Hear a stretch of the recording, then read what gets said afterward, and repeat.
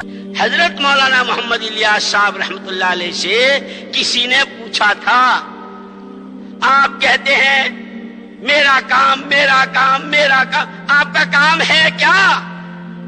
لوگوں نے پوچھا تھا۔ اللہ ان کی قبر کو نور سے منور فرمائے، درجات کو بلند سے بلند تر فرمائے۔ فرمایا میرا کام تو رانڈ کا رونا ہے، میرا کام تو رانڈ کا رونا ہے۔ جیسے کسی عورت کے سر سے اس کے شوہر کا سایہ اٹھ جائے اور ہر موقع پر یاد کر کے بے تکلف روتی ہے، جس کے رونے میں کوئی بناوٹ اور تصنع نہیں ہوتا۔ لڑکی کا پیغام آیا، لڑکے والے آ رہے ہیں، دیکھ رہے ہیں، اور یہ اندر ہی اندر کہہ رہی ہے ہائی تم نہ ہوئے۔ عید کی خوشیاں منائی جا رہی ہے، دائیں بائیں کپڑے بن رہے ہیں، بچے عیدگاہ کو جا رہے ہیں اور خوشیاں منائی جا رہی ہے، اور یہ کونے میں اپنے پوتوں کو، بیٹوں کو، بیٹیوں کو دیکھ کر یوں کہتی ہے ہائی تم نہ ہوئے، ہائی تم نہ ہوئے، کہ جب تم تھے تو ہر مسئلے سے تم نے ہم کو بے فکر کر رکھا تھا، کہ دودھ کا بل کہ ابا سے کہو، کپڑے ابا سے کہو، جوتے ابا سے کہو، پیغام آیا ہے ابا سے پوچھیں گے، پیغام دینا ہے ابا جہاں چاہیں گے۔ کہ آپ نے تو گھر کے رنگ روغن سے لے کر، گھر کی جھاڑو سے لے کر، اور کیا پوتے اور نواسے اور بیٹیاں اور یہ اور وہ سب کی طرف سے بے فکر کر رکھا تھا، ہائے تم نہ ہوئی۔ حضرت مولانا محمد الیاس صاحب رحمت اللہ علیہ فرماتے تھے میرا کام تو ران کا رونا ہے، ہائے امت امت نہ رہی۔ جب امت امت تھی، امت کا ہر فرد ایمان کی چوٹی کو چھو رہا تھا، امت کا ہر فرد اپنے چھوٹے بڑے مسئلوں کو نماز سے حل کرواتا تھا، امت کا ہر فرد تقوی اور توکل کی چوٹی کو پہنچا ہوا تھا۔ کہ کہنے کو تو تاجر ہے، لیکن اس کی دعا پر، جیسے لکھا ہے کتابوں میں، ایک صحابی تھے، کاروبار کے سلسلے میں شام جایا کرتے تھے۔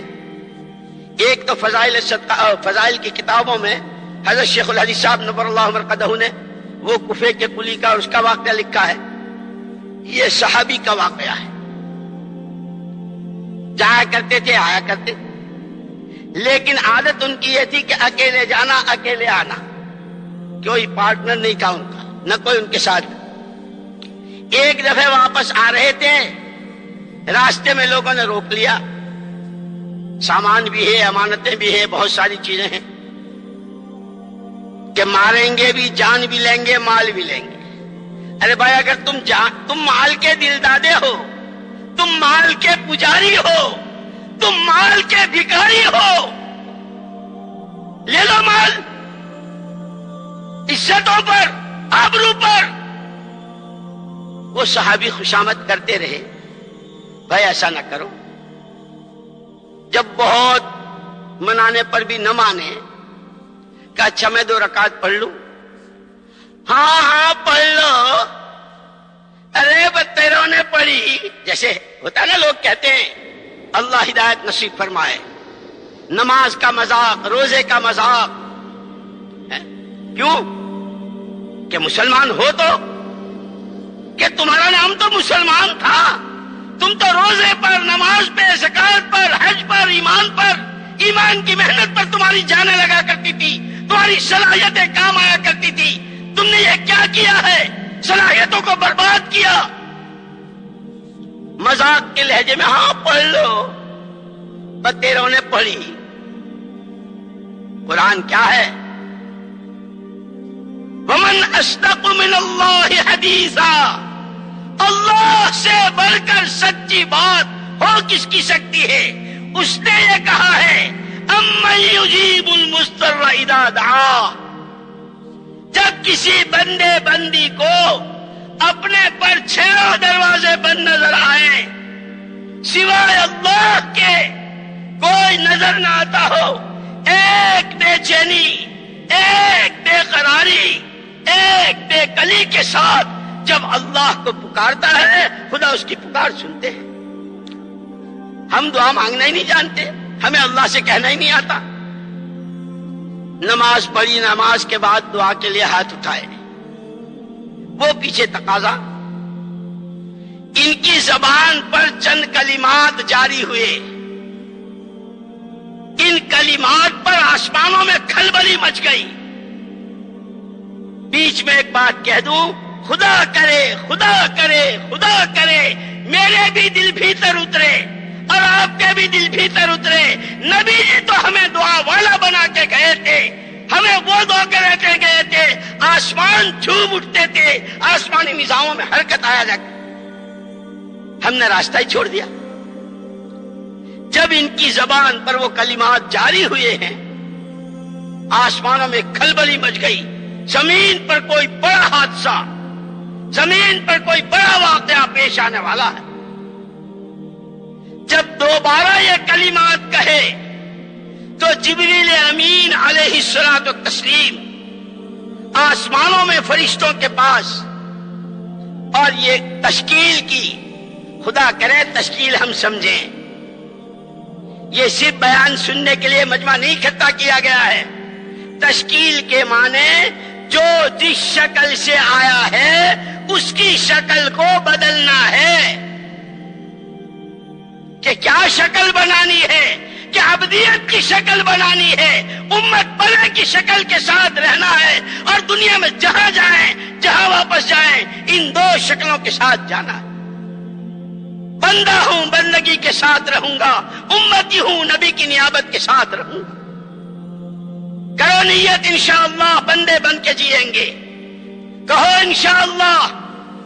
بہت ہی مزہ ہمارا مجمع میں ہاتھ لگا ہے، ارے کہو بندے بن کر جیئیں گے، کہو امتی بن کے جیئیں گے، کمائیں گے امتی بن کر، مریں گے امت کی محنت میں، نبی کی کام میں۔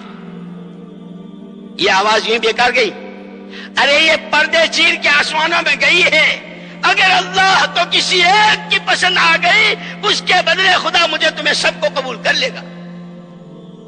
جبریل امین تشکیل کر رہے ہیں اور یوں فرما رہے ہیں، من لہذا المکروب، اس بیچارے، اس بے قرار، اس پریشان حال، اس دل دکھے کی مدد کے لیے تم میں سے کون تیار ہے؟ یہ جماعتیں یوں بن رہی، وہ علاقے جو اللہ کے نام کو ترس رہے ہیں، وہ زمینیں، وہ فضائیں، وہ بنجر علاقے، وہ صوبے، وہ ملک، وہ دنیا کے بر اعظم، کہ من لہذا المکروب، کون ہے، کون ہے جو انسانوں کو اللہ کا تعارف کرائے، آخرت سمجھائے، نبی کی راہ بتائے، ہاتھ پکڑ کر اس پر چلائے۔ ہماری یہ دعوت اس کی ہے، ہماری یہ دعوت اس کی ہے۔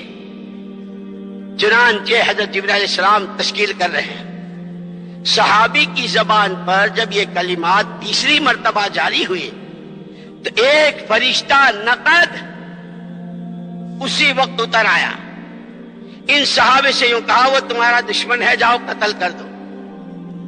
وحر صحابہ واہ، اللہ پوری امت کی طرف سے اپنی شان جزائے خیر دے۔ جان پہ آ رہی ہے، صحابی کی جان پہ آ رہی ہے، لیکن کسی کی جان لے لوں کہ یہ میرے نبی نے مجھ کو نہیں سکھایا۔ فرشتے سے یوں کہا، میں نے کسی کو قتل کیا، نہ میں کسی کو قتل کروں گا۔